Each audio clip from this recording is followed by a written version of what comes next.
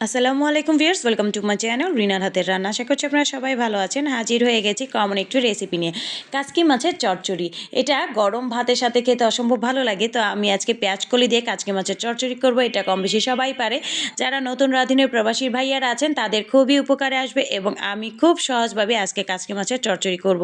তো চলুন রেসিপিটা তৈরি করে নিই। প্রথমে একটি কড়াই নিয়ে নিয়েছি, তারপর এখানে নিয়েছি এক বাটি কাচকি মাছ। তো কাচকি মাছগুলোকে ভালোভাবে বেছে পরিষ্কার করে ধুয়ে নিয়েছি। তারপর যে কড়াইতে রান্না করবো এতে নিয়ে নিয়েছি 2টা পেঁয়াজ কুচি, তারপরে দিয়ে দিয়েছি কাঁচামরিচ। আমি এখানে 5টির মতো কাঁচামরিচ মাঝখান থেকে ফালি দিয়ে নিয়েছি, স্বাদ মতো লবণ, তারপরে দিয়ে দিয়েছি 1/3 চা চামচ ধনিয়ার গুঁড়া, তারপরে দিয়ে দিয়েছি 1/3 চা চামচ মরিচের গুঁড়া, 1/3 চা চামচ হলুদের গুঁড়া।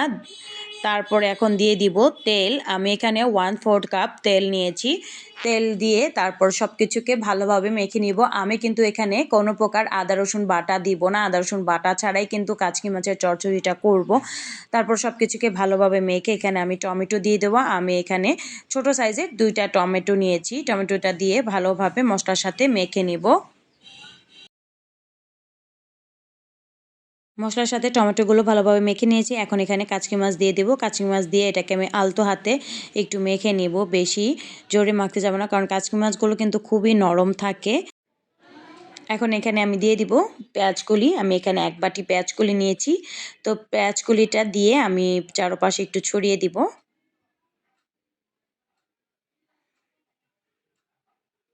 এখন হাত ধুয়ে একটু পানি দিয়ে দিব। আমি যে বাটি মেপে পেঁয়াজকলি দিয়েছি ওই বাটিরই হাফ কাপ পানি দিয়ে দিচ্ছি। পানি বেশি লাগবে না, কারণ এই মাছ হতে বেশি সময় লাগে না, খুব কম সময় হয়ে যায়।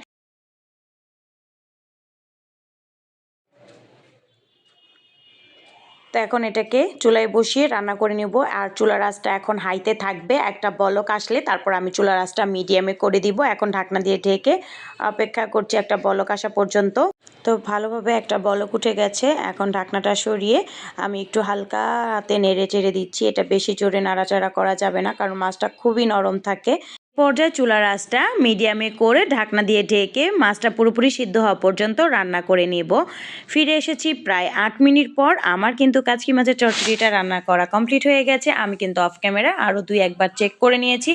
তো আমি একটু আলতো হাতে এটাকে ড্যাব ড্যাব করে দিচ্ছি, কারণ আমি এটাকে বেশি নাড়াচাড়া দিব না, তাহলে কিন্তু মাছগুলো ভেঙে যাবে।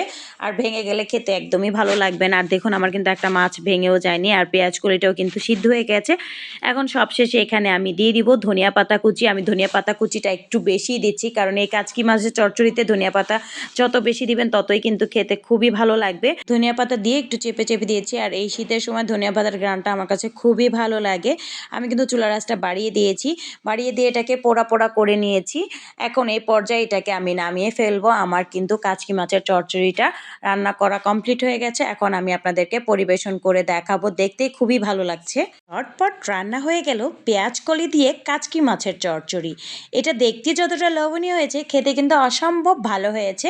আর আমি খুব কম মশলা দিয়েই কিন্তু আজকে কাচকি মাছের চচ্চড়িটা করে দেখিয়েছি। এখানে কোনো প্রকার কিন্তু আদা রসুন বাটাও দেইনি। কাচকি মাছের চচ্চড়ি দিয়ে গরম গরম ভাত খেতে ভীষণ ভালো লাগে।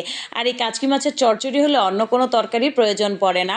তো নতুন নতুন রাঁধুনি প্রবাসী ভাইয়ারা কিন্তু অবশ্যই একবার হলো ট্রাই করবেন। এবং আমার এই রেসিপিটা আপনাদের কাছে কেমন লেগেছে, যদি ভালো লেগে থাকে তাহলে অবশ্যই লাইক, কমেন্ট এবং সাবস্ক্রাইব করবেন। পাশে থাকা বেল আইকনটি প্রেস করে রাখবেন। আমার ভিডিও পোস্ট করা মাত্র আপনাদের কাছে নোটিফিকেশন চলে যাবে।